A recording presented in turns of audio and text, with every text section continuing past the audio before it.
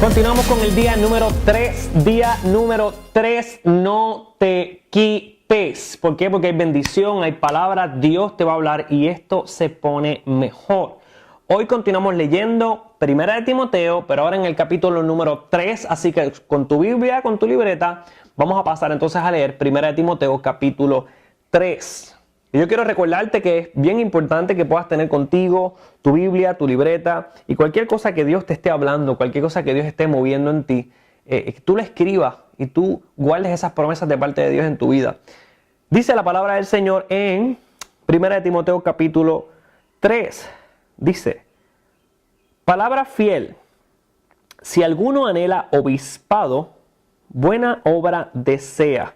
Pero es necesario que el obispo sea, y comienza a dar una serie de descripciones. Y cuando yo hablo, la palabra de Dios habla de obispado, quiero recordarte que obispo básicamente es lo mismo que pastor o anciano. Estamos hablando de una función pastoral dentro de la iglesia local. Así que en estos momentos, no solamente el apóstol Pablo le está dando una palabra a Timoteo, le está hablando a Timoteo las cualificaciones para aquel que anhela pastorado. Tú quieres que Dios te use, tú quieres trabajar en cualquier lugar ministerialmente, tú quieres que tu vida se desarrolle.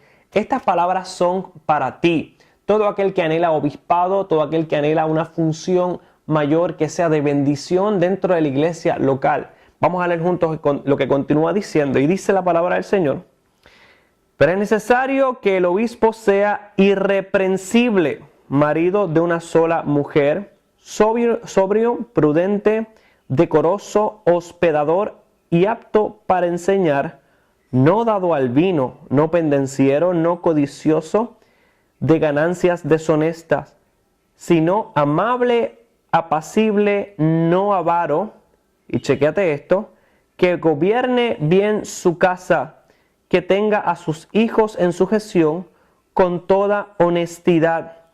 Pues el que no sabe gobernar su propia casa, ¿cómo cuidará de la iglesia de Dios? No un neófito o una persona nueva en la fe. No sea que envaneciéndose caiga en la condenación del diablo. También es necesario que tenga buen testimonio de los de afuera, para que no caiga en descrédito y en el lazo del diablo. Y aquí está hablando descripciones específicas de lo que Dios espera de gente que sean ministros de Dios, lo que Dios espera de gente que decida caminar el camino de la fe y no solamente, sino que decidan servir al Señor. Es posible que en estos momentos no estés casado ni tengas hijos, pero la pregunta es, dentro del momento donde Dios te ha permitido vivir ahora, ¿cómo están las diferentes áreas de tu vida? ¿Cómo está tu vida en familia? Posiblemente no eres papá, pero posiblemente, hey, aquí está Celeste con un gusanito. Saluda para allá, Celeste. Saluda para acá, mira. Seguimos. Mientras Celeste está ahí, vamos a continuar estudiando la palabra del Señor.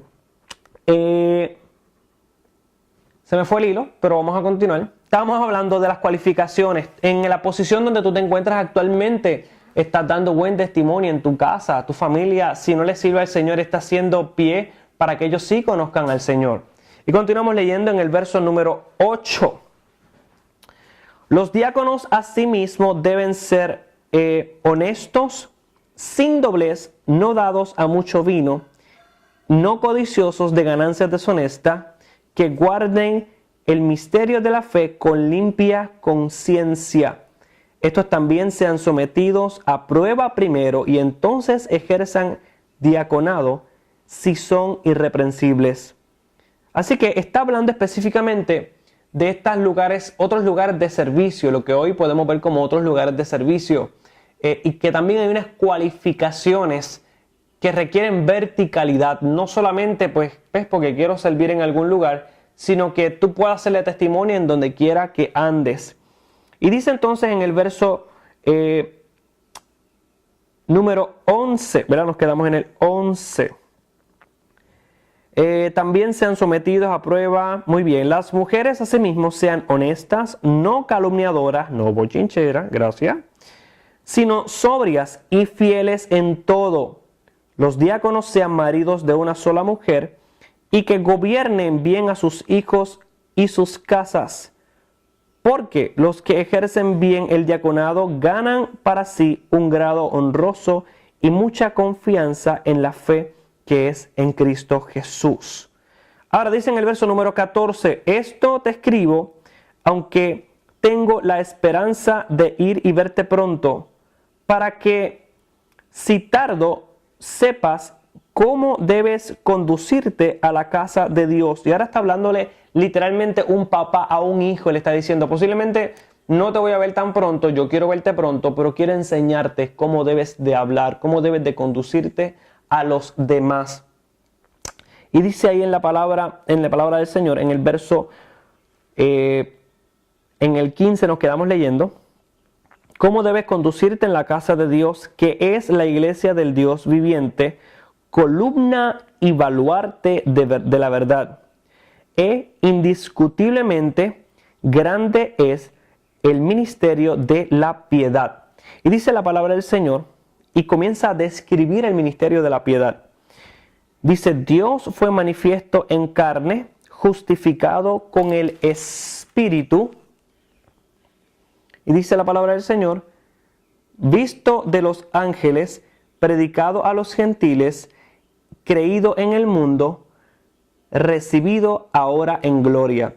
¿Y por qué entonces el apóstol Pablo comienza a hablar específicamente? Obviamente está hablando de Jesucristo cuando se refiere al ministerio de la piedad. Pues yo quiero poder compartir contigo lo que entonces se está refiriendo al ministerio de la piedad y quiero compartir contigo esa definición. Cuando vemos entonces la palabra piedad,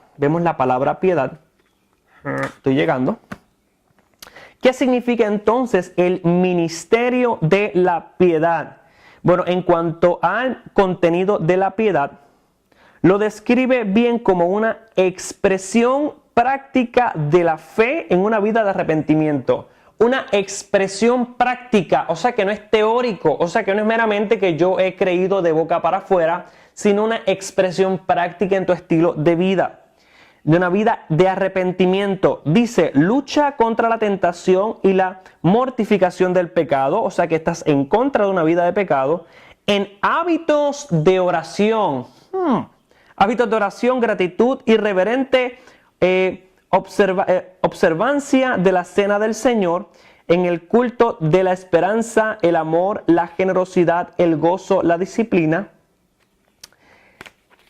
en la búsqueda de la honestidad, la justicia y el bien en las relaciones humanas, en el respeto a la autoridad divinamente ordenada de la iglesia, el estado de la familia y el trabajo. Así que le está hablando a Timoteo de que el ministerio de la piedad es la manifestación de Jesucristo en mi vida diaria. Es la manifestación de lo que fue Jesús en todas las áreas de mi vida.